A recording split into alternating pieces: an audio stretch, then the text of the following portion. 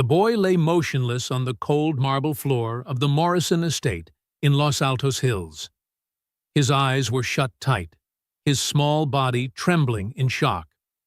Beside him knelt Dave Kellerman, the family's plumber and electrician, his hands shaking as he held something tiny, pitch black, and moving.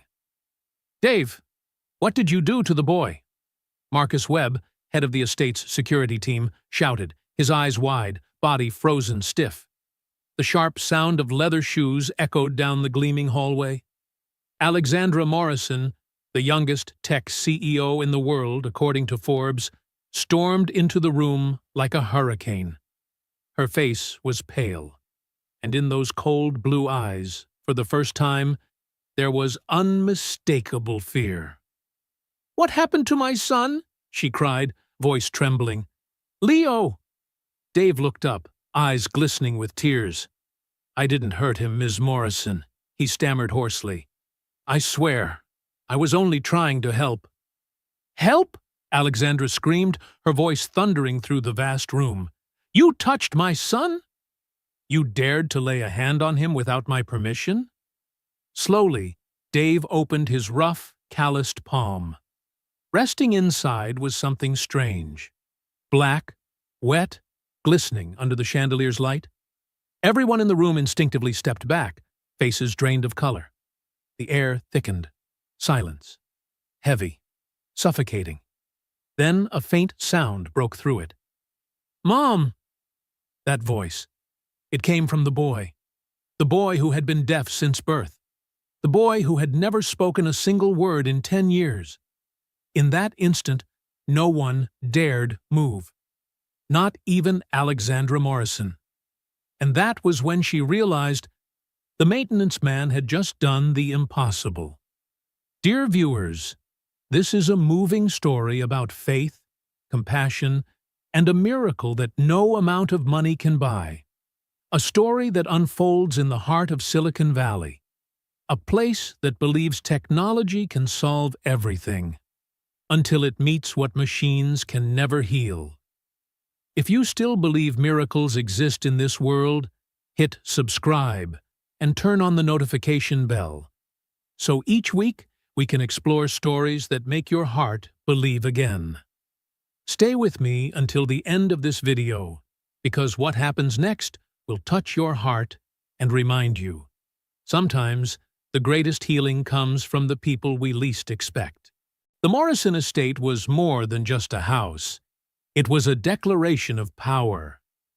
Perched atop the hills of Los Altos, its living room windows offered a sweeping view of Silicon Valley, from Google's headquarters to Stanford's campus, from San Francisco's towers to the shimmering surface of the bay at sunset. The home was wrapped in floor-to-ceiling reinforced glass, run by an advanced AI system, with its own private gym, an infinity pool, and a wine cellar worth millions of dollars. And yet, no matter how luxurious it was, inside remained an emptiness, a void that no Persian carpet, no priceless painting could ever conceal. The servants moved like ghosts, so careful they made no sound. They often whispered among themselves, "The lady of this house loves perfection. No mistakes, no noise, and no emotion." Alexandra Morrison, 32 years old, CEO of Neurotech, a medical tech startup valued at $4.7 billion. She dropped out of Stanford in her second year to build an AI system capable of diagnosing faster and more accurately than any human doctor. Forbes called her the female Elon Musk of healthcare. TechCrunch described her as a genius without emotion. Her life was a string of flawless milestones: graduated high school at 16, entered Stanford on a full scholarship, founded her company at 19, became a billionaire before turning 30. Her schedule was timed down to the minute. Meeting after meeting. Contract after contract. Success, but solitude. Because behind those Armani suits and that icy composure was a mother who hadn't slept peacefully in years. Her only son, Leo Morrison, 10 years old, was born deaf.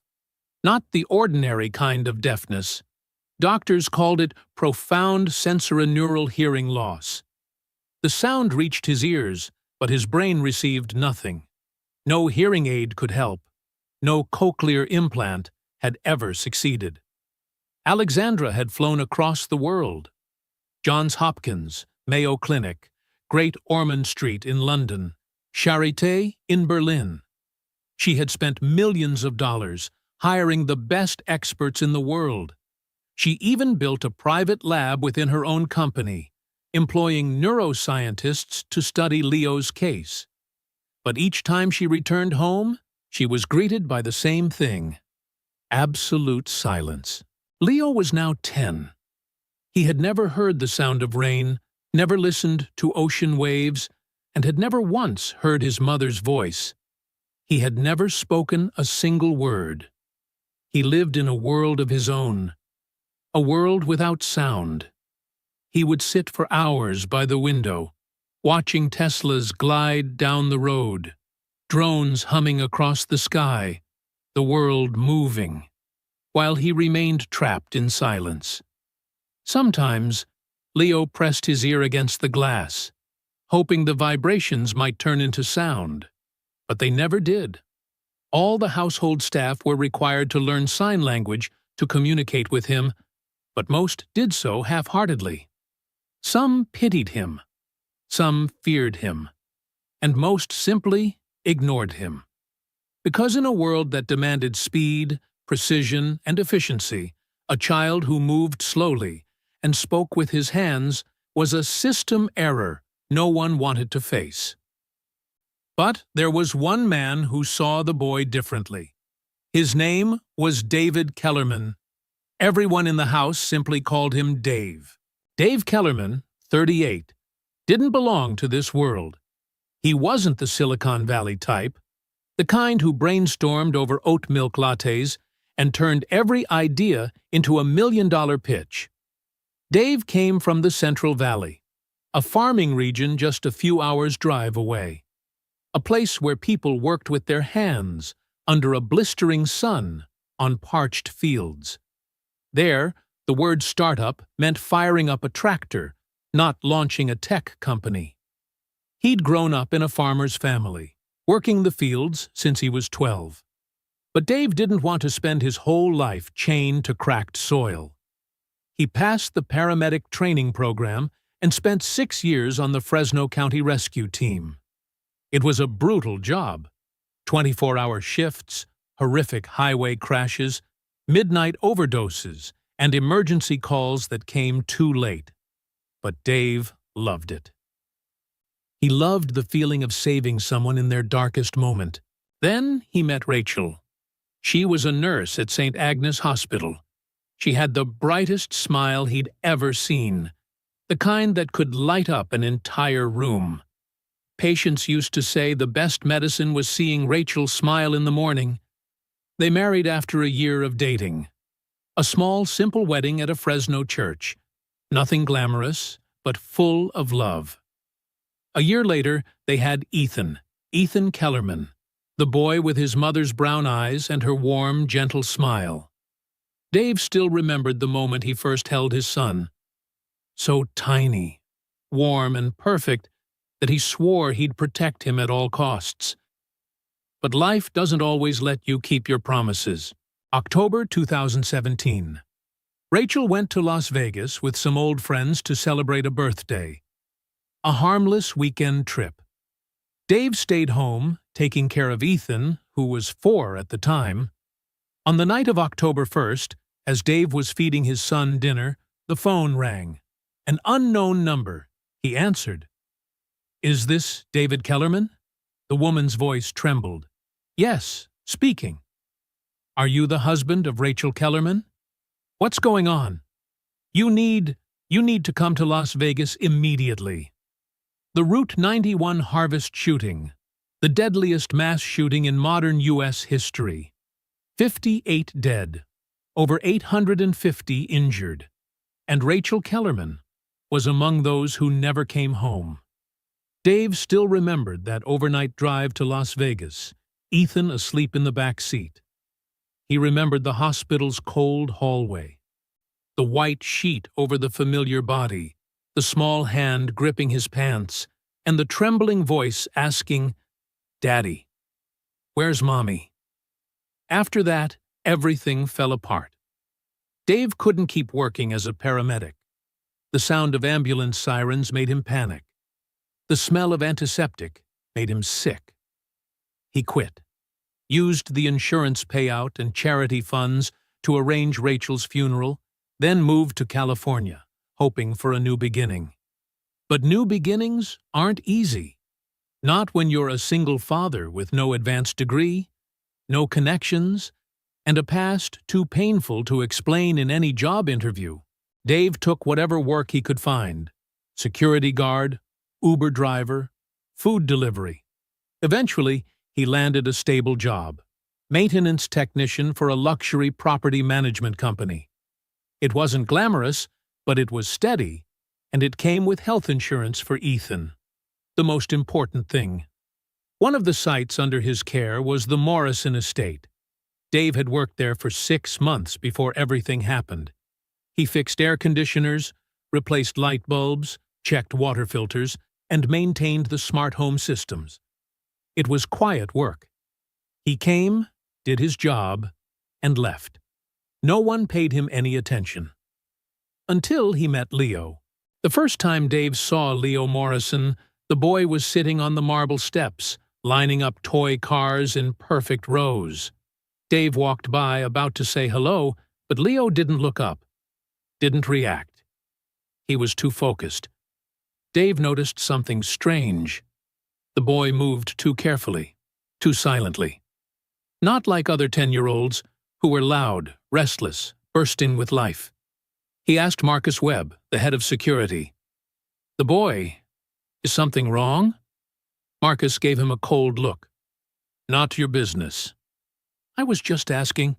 "The kid's deaf, can't talk, and it's not something you need to worry about. Get back to work." Dave nodded, but his chest tightened. A deaf child, in a house overflowing with wealth, technology, and power, still living in silence. He thought of Ethan, his 9-year-old son in Sunnyvale. Ethan could hear, could speak, could laugh. But he too had lost his mother. He too carried a pain words couldn't touch. Dave knew what loneliness looked like, and he saw it in Leo's eyes. From that day, Dave began to pay attention to the boy. Not intrusively, but gently, patiently, the way you'd approach a frightened bird. Each time he passed by where Leo played, Dave waved. At first, Leo didn't react, but Dave didn't give up. He waved every day. Until one morning, Leo waved back. Dave smiled. A small step, but a meaningful one. After that, he started learning basic sign language from YouTube. His fingers were clumsy, but he tried. Every time he saw Leo, he signed, "Hello." Leo's eyes widened in surprise, then he signed back, "Hello." And just like that, a quiet bond was formed. Not friendship in the usual sense, but a connection between two lonely souls who saw each other in a world that saw neither of them. Dave began leaving little gifts for Leo: a piece of chocolate, a paper airplane, a smooth stone shaped like a heart he found in the yard. Leo never said anything, but the gifts always disappeared. And sometimes Dave would find a scribbled drawing in return, a picture Leo had made for him. But not everyone in that mansion was happy about it. Marcus Webb was not an easy man. A former Secret Service agent, 45 years old, once assigned to protect high-ranking politicians, he now served as head of security for the Morrison family, with a 6-figure salary. Marcus lived by a simple philosophy: control everything, trust no one, and always stay alert. And in his eyes, Dave Kellerman was a potential threat, a stranger, Not vetted as deeply as Marcus would have liked. Even though the maintenance company had run a background check, Marcus only trusted his own, who was becoming too friendly with the homeowner's son. For a security man, that was a flashing red warning sign. One afternoon, Marcus intercepted Dave in the hallway. "Kellerman, we need to talk." Dave was carrying his toolbox, heading to the basement to check the generator. He turned calmly. "Yes." "Sir?" Marcus stepped closer, his voice low and metallic. "I've noticed you've been interacting with Leo." "I just said hello to him." "Unnecessary." Dave frowned. "I didn't do anything wrong, just being kind to a kid." Marcus crossed his arms, tone ice cold. "Do you know how much you make, Kellerman? Do you know how much I make? And do you know what my job is? It's to make sure no one, and I mean no one, approaches that boy without authorization." Dave held his composure. "I understand, but I have no bad intentions." "Intentions don't matter," Marcus snapped. "Actions do, and yours are crossing a line." Dave looked straight into his eyes. One thing he'd learned as a paramedic: never back down from a bully. "With all due respect, Mr. Webb, I'm just being a decent human to a lonely child."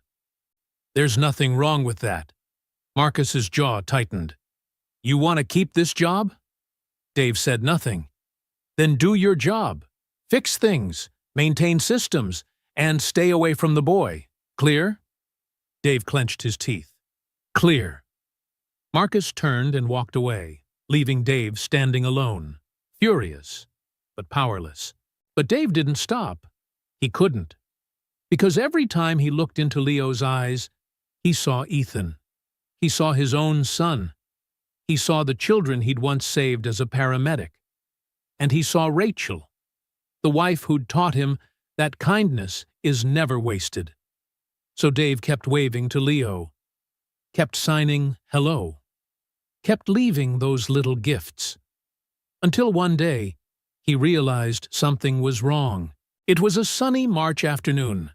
California's breeze rustled through the oak trees in the mansion garden.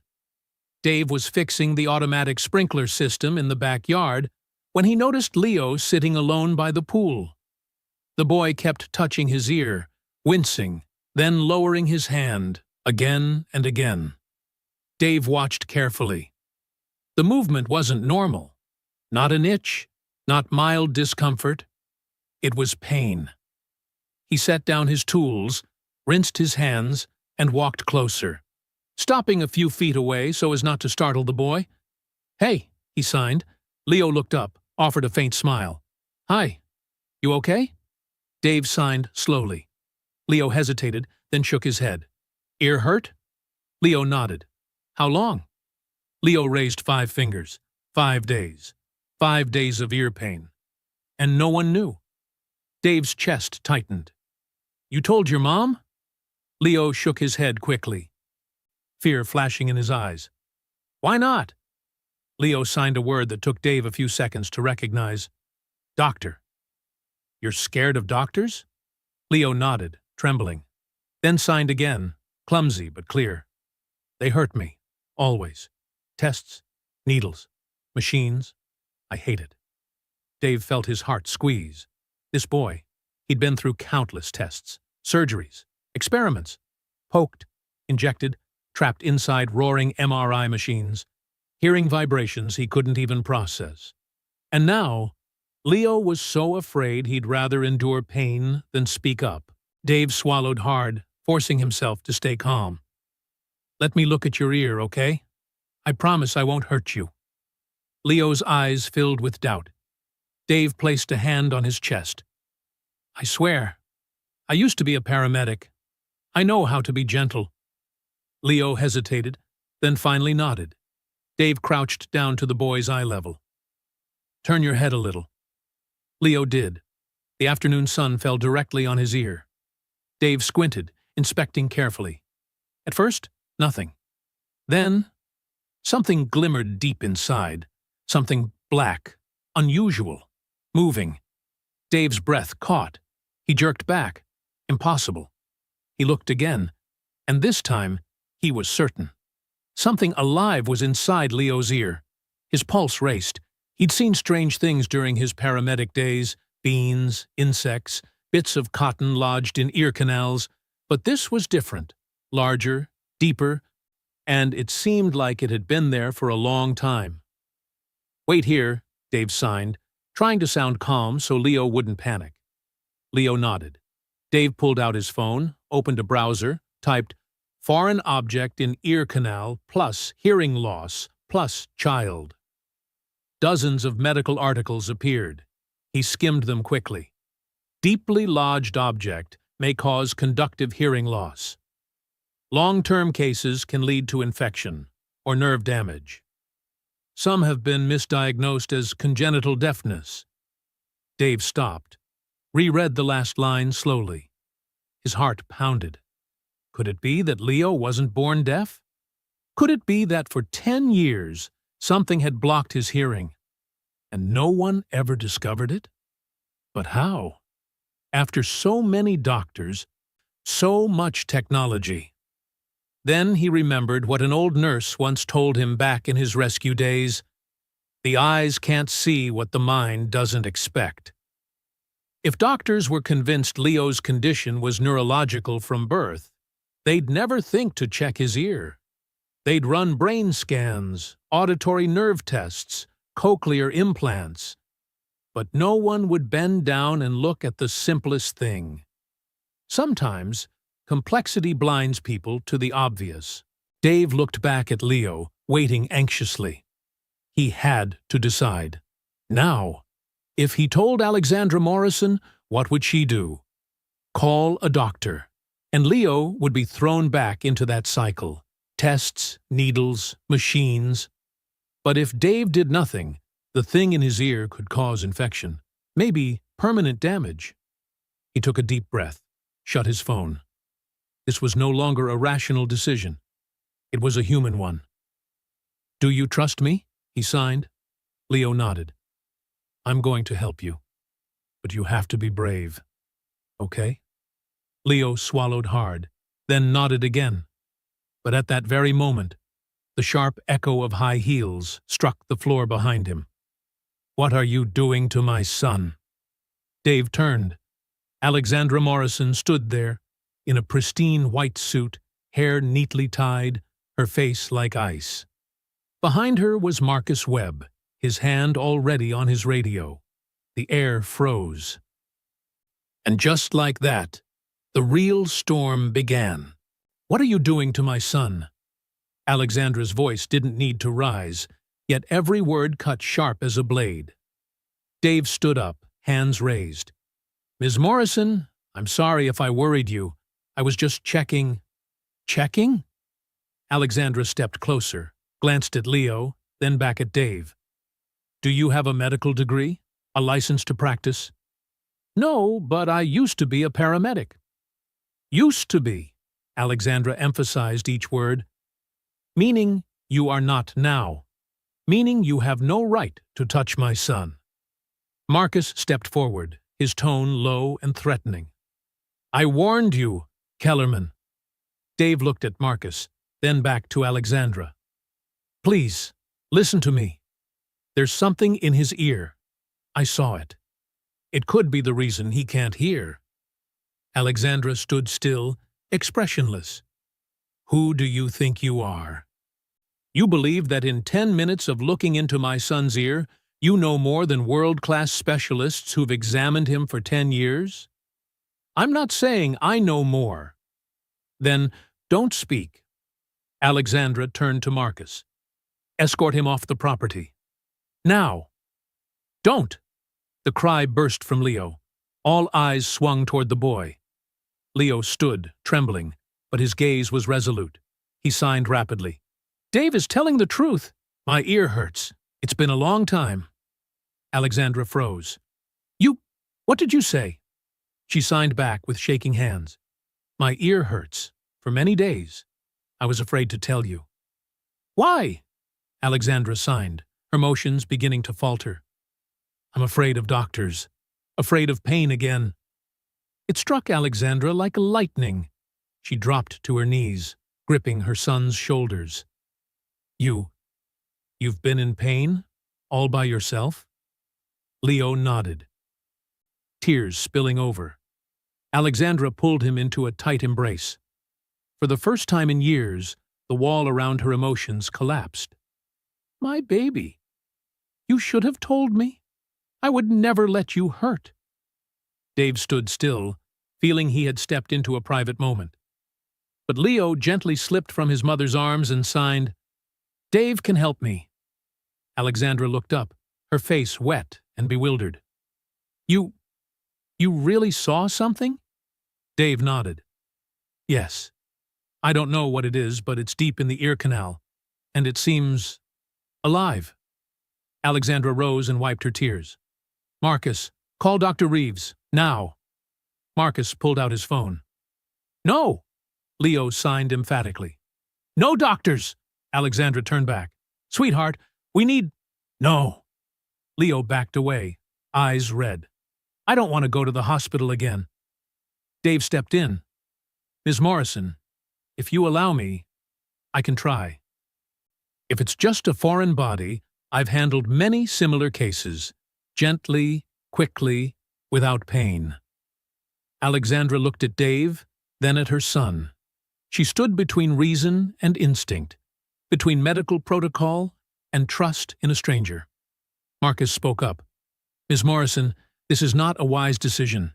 If anything goes wrong… Marcus, be quiet. Alexandra kept her eyes on Dave. If you hurt my son, I will ruin your life. Do you understand? Dave nodded. I do. And if you're not certain, not even a little, you stop immediately. I promise. Alexandra turned, knelt, and took Leo's hand. Are you sure? I can call a doctor here. They can give you pain relief. Leo shook his head and signed. I trust Dave. Alexandra closed her eyes, drew a deep breath, then looked straight at Dave. Do it. Dave nodded and turned to Marcus. I need a small flashlight, medical tweezers if you have them, or fine forceps, and antiseptic. Marcus hesitated. Do it, Alexandra ordered. Marcus clenched his jaw and went for the supplies. Dave knelt beside Leo. You might feel a little uncomfortable, but I'll be as fast as I can, okay? Leo nodded. Marcus returned with a first aid kit. Dave cleaned his hands with antiseptic and switched on the flashlight. The beam revealed the thing more clearly. A black object, about 5 to 7 millimeters, oval-shaped, lodged deep against the ear canal. Its surface was smooth, membrane-like. When the light hit it, it retracted slightly. This was a living organism. Dave swallowed. He'd seen earbugs before, but this was larger. A kind of larva? A leech? Or something he'd never encountered? What is it? Alexandra asked, her voice unsteady. It's alive, Dave said. I'm not sure exactly what, but it's been there a long time. A very long time. He looked up. This could explain everything. Alexandra's eyes widened. You're saying my son wasn't born deaf? I can't claim that, but if this has completely blocked the canal and put pressure on the eardrum for years… Dave paused. It's possible. The air seemed to freeze. Alexandra covered her mouth, eyes brimming, speechless. Dave turned back to Leo. I'm going to start. Breathe deep. Leo inhaled, exhaled. Dave grasped the tweezers, carefully moistened with antiseptic, and guided them millimeter by millimeter into the canal. His hands trembled ever so slightly, not from fear, but from responsibility. One small mistake could perforate the eardrum and cause permanent deafness. Oh, God, Dave whispered a prayer. Guide my hands. The tweezer tips touched the object, soft yet tough. He pinched as lightly as possible, careful not to crush it. Leo winced, but made no sound. Dave kept a steady hold and drew back slowly. The object clung stubbornly. He felt the resistance. "Breathe steadily, Leo," Dave murmured, knowing the boy couldn't hear him. He pulled a bit more. The object started to slide, just a little farther, and it came free. Dave withdrew the tweezers. At their tip writhed a slick black creature about 1 centimeter long, its tiny legs twitching. "Christ," Marcus breathed. Alexandra stared, face drained. What is that?" Dave examined it closely. "Looks like an ear-boring fly larva. Dermestidae or something similar. They can live in the ear canal, feeding on dead tissue and secretions. Rare, but not unheard of." "How long has it been in my son?" Alexandra whispered. Dave met her eyes. "Judging by the size, possibly years, since Leo was very young." Alexandra staggered back, shaking all over. "No, impossible. We've taken him to hundreds of appointments. The specialists focused on neurology, the brain, the cochlea. No one did the simplest external ear check thoroughly enough." Dave placed the organism into a zip bag Marcus held open. "It's so rare, no one thought of it." Leo sat still, eyes wide on Dave. He didn't yet understand what had just happened. Dave signed to him. "It's done. I took it out." Leo blinked. He touched his ear. The pain was gone. And then his face changed. His eyes widened. His mouth parted. "Leo," Alexandra signed urgently, stepping forward. "Are you okay?" Leo wasn't looking at his mother's hands. He was looking around the room as if he were seeing something. Or, rather, hearing it. Dave understood immediately. "The boy is hearing." "Impossible," Alexandra gasped. And then it happened. Leo turned to his mother, his lips trembling. A tiny sound emerged. Alexandra froze. His voice was hoarse, unsteady, like someone who had never used his vocal cords. Tears spilled down Alexandra's cheeks. "Leo, are you—" "Mom." This time, clearer. Leo met her eyes. "Mom, I hear you." Alexandra collapsed to her knees, clutching him, sobbing.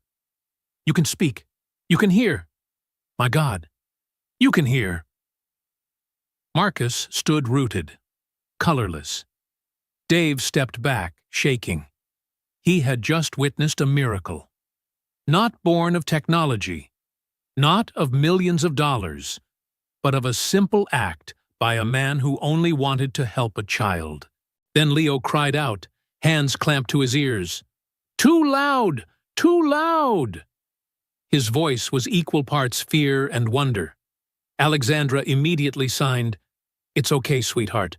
Those are sounds. You're hearing them for the first time." Leo looked around, eyes rimmed red. The ticking clock, the soft hum of the air conditioner, birds outside the window, the breathing of everyone in the room. All of it rushed in at once. Too much. Too overwhelming. Dave knelt, speaking very slowly. "Leo, look at me. Breathe. Slowly." The boy fixed on Dave's eyes. Dave tapped his shoulder gently, in rhythm. "Slowly. You're okay. These are sounds. You'll get used to them." Dave's voice was low and warm. Leo began to calm. Then he whispered, "Your voice.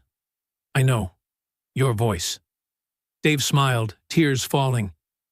"Yes, it's me. Thank you." Leo threw his arms around him. Dave hugged the boy and closed his eyes. He thought of Rachel, of Ethan, of the people he had once saved, and of this time, the time he saved a child in a way he'd never imagined. Alexandra Morrison was not the kind of woman who let emotions dictate her decisions, but right now, standing in the living room watching her son, the child she once believed would live forever in silence, listening to birds sing and laughing softly, she felt her entire world collapse and rebuild in the same heartbeat. "Marcus," she said, her voice cold but firm, Call Dr. Chen. Tell him to come here. Not tomorrow. Not tonight. Now. Marcus immediately dialed. Dave stood, wiping his hands on his pants. I think I should go. Leo needs time with his family. Stay. Alexandra turned to him, her eyes unwavering. You just did what the world's top doctors couldn't. I want you here when they explain why. Dave nodded, though a quiet unease rose in his gut. 45 minutes later, Dr. Richard Chen, Chief Medical Officer of Neurotech Medical Institute, entered the mansion, puzzled and anxious. At 58, his hair was completely white. Once head of neurology at Stanford, he'd been personally recruited by Alexandra, with what she called an impossible-to-refuse offer. Ms. Morrison, I came as soon as... He froze when he saw Leo sitting on the sofa, wearing noise-canceling headphones, and talking to his mother. He's speaking? Dr. Chen blinked, stunned. Not just speaking. He's hearing. Completely. Alexandra handed him a Ziploc bag. Inside, the black larva writhed faintly. This is what Mr. Kellerman removed from my son's ear. Dr. Chen lifted the bag, his face blanching. This is a living organism? Ear-boring fly larva, Dave said. I believe it's been there since Leo was very young, blocking the ear canal and pressing on the eardrum. Only now did Dr. Chen turn to him. And you are? Maintenance technician, former paramedic. A maintenance man. Did what an entire medical team couldn't? Dr. Chen's voice trembled. With anger or fear, it was hard to tell. Alexandra stepped forward, her tone razor-sharp. I want to know. Why didn't anyone discover this? Dr. Chen opened his mouth, but nothing came out. I'm asking you, Dr. Chen. Alexandra took another step. 10 years, hundreds of tests, dozens of doctors, millions of dollars, MRI, CT, auditory brain scans, implants, and not one person, not one, looked into my son's ear with a flashlight and a pair of tweezers. Dr. Chen backed half a step. Ms. Morrison, we followed standard protocols. Whose protocols? The ones written by people who don't know how to do basic checks? Her voice was glacial. Or the ones designed to prolong treatment so I'd keep paying? Are you accusing me? I'm asking. Her teeth clenched. Why didn't anyone examine the outer ear canal? Dr. Chen set the bag down and wiped sweat from his brow. With a diagnosis of sensorineural hearing loss, our focus was on the auditory nerve, cochlea, and brain. Conductive hearing loss, from blockage, is usually obvious, with distinct symptoms. But my son had symptoms. He said his ear hurt. He was uncomfortable. And no one asked? Alexandra turned to Marcus. Pull his medical records, all of them. I want to know how many times Leo complained about ear pain. Marcus opened his iPad and accessed the database. Dave glanced at Dr. Chen. In the man's eyes, he saw a familiar look. Guilt. Not the guilt of malice, but of blind faith in a system that had forgotten what healing meant. Marcus looked up, pale.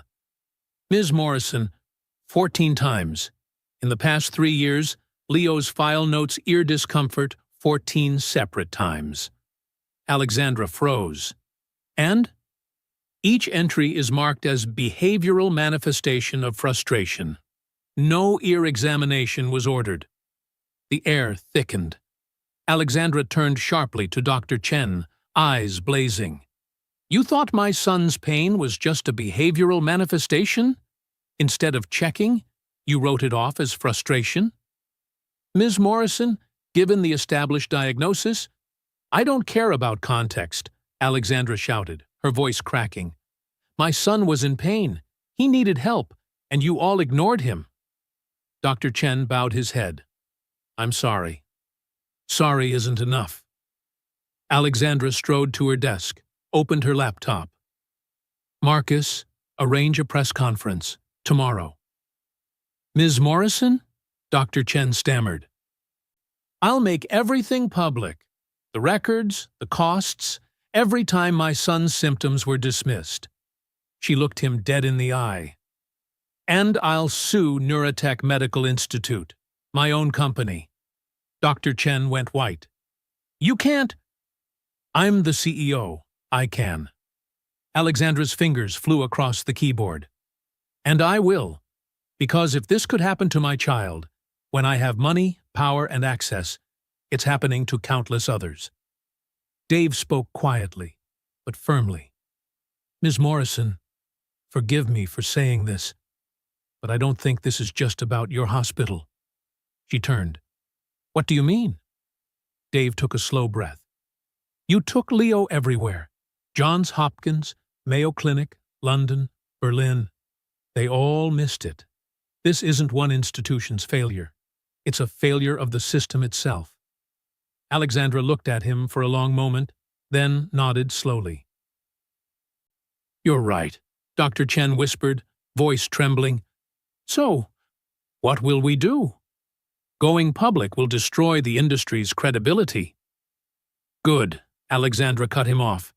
If that credibility is built on ignoring suffering children, then it deserves to be destroyed. 18 hours later, press room, Palo Alto. The conference room was packed. Reporters from TechCrunch, Wired, the New York Times, and CNN filled every seat. Cameras flashed. The air buzzed with tension like a gathering storm.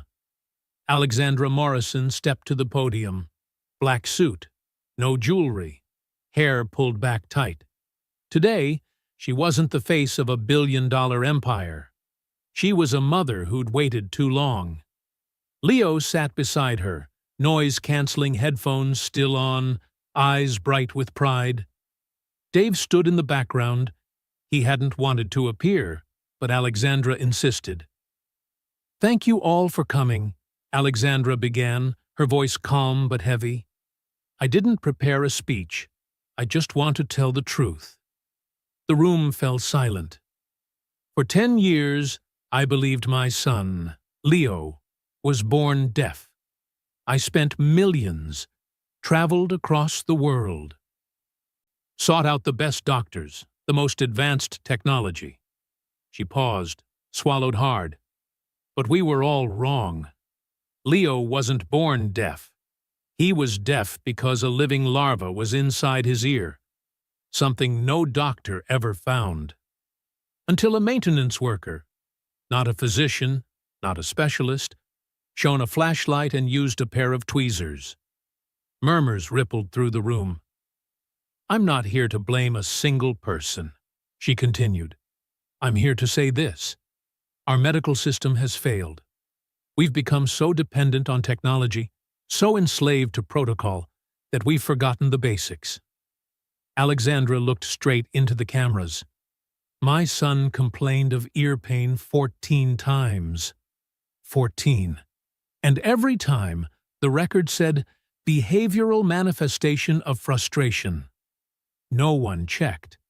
Because once a diagnosis is stamped, the system doesn't allow anyone to question it. She gripped the microphone. I founded Neurotech because I believed AI could revolutionize medicine. I still believe that, but technology will never replace this. She placed a hand on her chest. Compassion, humanity, the ability to look a child in the eyes and know something's wrong. Alexandra turned and gestured for Dave to come forward. He hesitated, then stepped up. This is David Kellerman, she said, maintenance technician, former paramedic, single father, and the man who saved my son's life. Dave bowed slightly, uneasy under the flood of lights. Alexandra continued, Mr. Kellerman didn't do this for money or recognition. He did it because he cared, because he saw a child in pain and acted. She faced the press again. Today, I'm announcing the creation of the Leo Morrison Foundation, dedicated to providing free medical care for children with hearing impairments.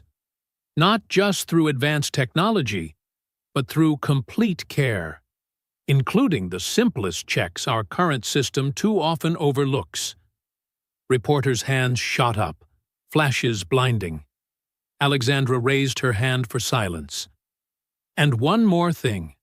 Mr. David Kellerman will serve as the Foundation's executive director, with full authority and compensation worthy of the role. Because if we're going to fix the system, we need people like him.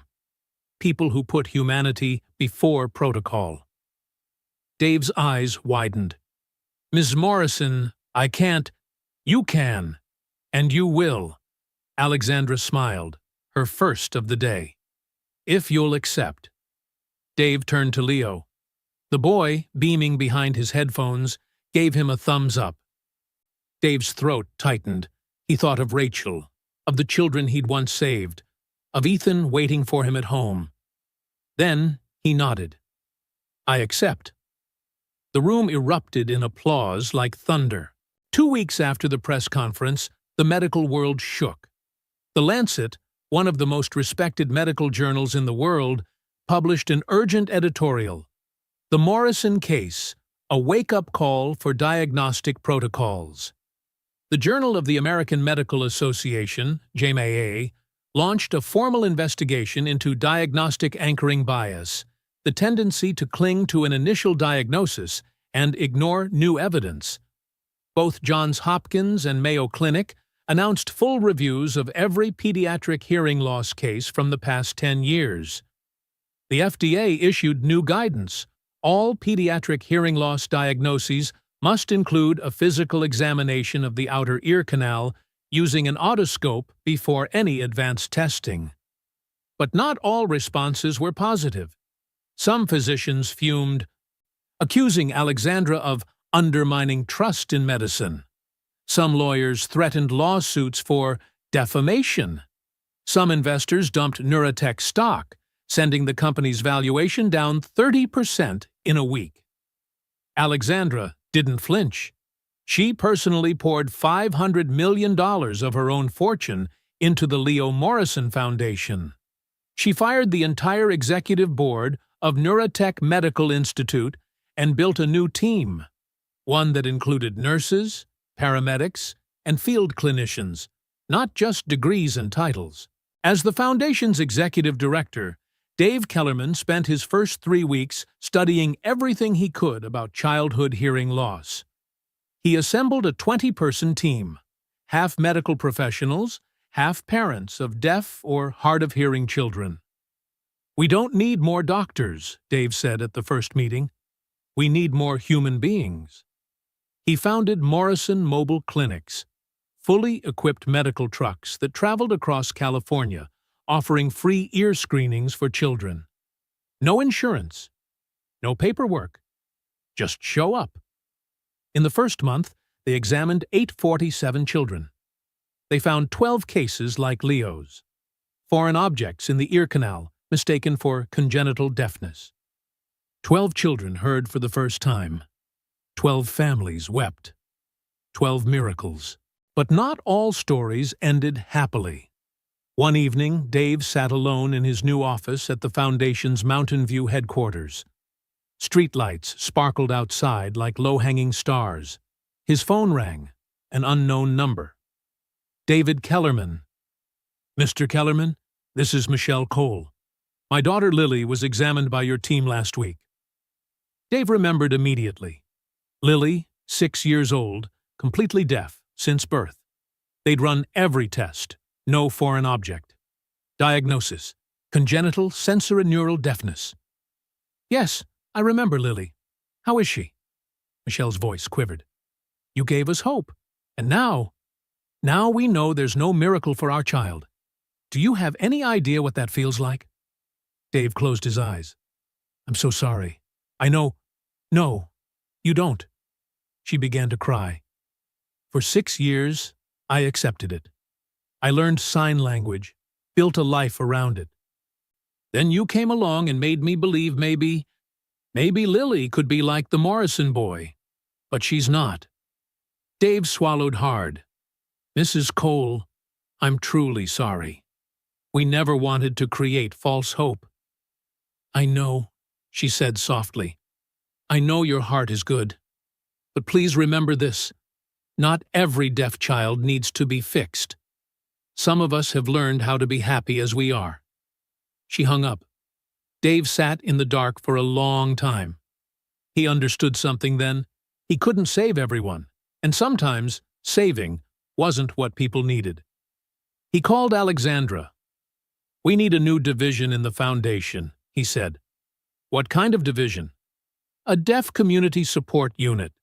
Not to cure, to celebrate, to help families accept and thrive. Alexandra was silent for a few seconds. Then she spoke quietly. You're right. Do it.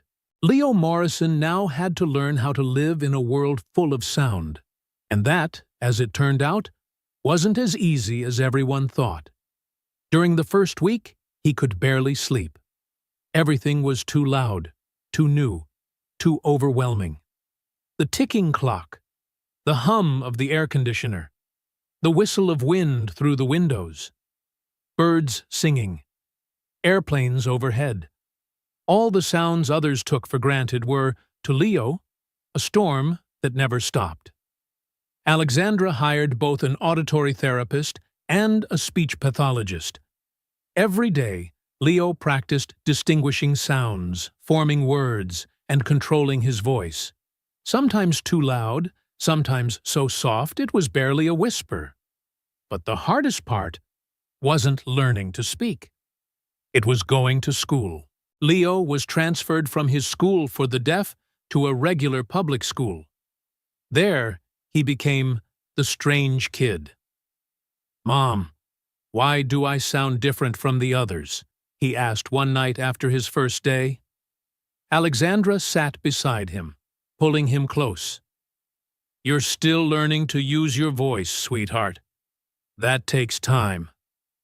But they laughed at me. Tears rolled down his cheeks. They mocked me, Mom. Alexandra's heart shattered. Do you want me to move you to another school? Leo shook his head, his voice barely a breeze. I want to stay. I want to be normal. Alexandra hugged him tight. You already are. Just a little different? And different is never wrong. But that night, after Leo fell asleep, Alexandra sat in her study, staring at a framed photo of the two of them. She picked up her phone and called Dave. Leo's having a hard time at school. I don't know what to do. There was silence for a few seconds on the other end. Do you want me to come talk to him? Dave asked. You'd do that? Leo's my friend. Of course. The next afternoon, Dave came to the Morrison estate after work, bringing Ethan, his son. It was the first time the two boys met. Leo, this is Ethan, my son, Dave said. Leo looked at Ethan. Ethan, 9 years old, tan-skinned, warm brown eyes, and an easy grin. Hi, Dad said you just learned to talk? Cool. Leo hesitated. Yeah, but I sound weird. Ethan shook his head instantly. Nah, you just sound like someone with an accent. Like my grandma. She speaks English with one. Not weird, just different. Leo blinked. Really? Really? Dad told me your story. You couldn't hear for 10 years, and now you're learning to talk. That's not weird. That's amazing. Leo laughed. For the first time in days. The boys started playing video games. Ethan taught Leo the Whisper Challenge, the one where you mouth words and try to guess them. Leo giggled, his voice shaky at first, then stronger, clearer. For the first time, he felt comfortable with the sound of his own voice. Outside, through the glass, Dave and Alexandra stood watching in silence. Both of them smiled. Thank you, Dave, Alexandra said softly. It's nothing, he replied. Sometimes kids don't need specialists. They just need a friend. Alexandra turned to him, her voice barely above a whisper. You know, I used to think that if I controlled everything, I could protect my son. But you've shown me that sometimes what he needs most is someone who truly cares. Dave nodded. Leo's a special kid. He's going to be fine. Thanks to you? She hesitated, then asked quietly, Dave, why did you do it? Why risk your job, your life, everything, for a child you barely knew? Dave looked out the window, at the two boys laughing together. Because once I couldn't save the person I loved. I couldn't save my wife. But maybe, just maybe, I could save someone else. And that makes the pain hurt a little less. Alexandra fell silent. Tears welled in her eyes, not from sadness, but from something deeper. Rachel would be proud of you. Dave smiled, a tear tracing down his cheek. I hope so. And in that room, surrounded by laughter, stuttering words, and the fragile beauty of new sound, the lives of those two men, a father and a son, were forever changed. 1 year passed, and the world, or at least their small corner of it, had changed. The Leo Morrison Foundation had expanded to 15 states. Over 10,000 children received free hearing screenings. Among them, 127 cases of foreign objects discovered in ear canals. 89 children fully regained hearing. 38 partially recovered. But the numbers weren't what mattered most. What mattered was this. The foundation had sparked a new philosophy in medicine. Human-first healthcare. Doctors were now trained not only to work with their hands, but to listen with their hearts, to ask better questions, to observe more carefully, to see patients not as reports or diagnoses, but as human beings. Dave Kellerman became a sought-after speaker. Time magazine named him one of the year's 100 most influential people. Yet Dave remained Dave. Still the single father who drove Ethan to school every morning. Still quiet, grounded, and genuine. No suits, no sports cars, just his calm smile and warm eyes. Alexandra Morrison, though, she changed even more. She learned to let go of control, to truly listen to her son, to measure success by happiness, not profit charts. She found joy in small things. Leo's laughter when he first heard music. The clear, bright way he said, "Mom," each morning. Neurotech kept growing, but in a different direction. Technology no longer replaced humanity.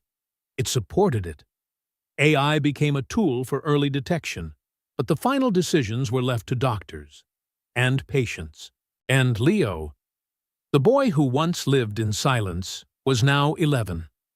He was still learning to live in a world of sound, still wore noise-canceling headphones when needed, still used sign language when tired, still struggled with complex tones. But Leo learned to play the piano. Music fascinated him, especially Beethoven, a composer who created masterpieces in silence, a mirror of Leo himself. He had friends now, laughter, his first melodies, and most importantly, he was happy. One autumn evening in San Francisco, the De Young Museum glowed under golden light, filled with donors, doctors, families, and journalists. Leo stood on stage, a spotlight warming his young, confident face. His hands trembled slightly, but he wasn't afraid. "Good evening," he began, voice still imperfect but steady. "My name is Leo Morrison.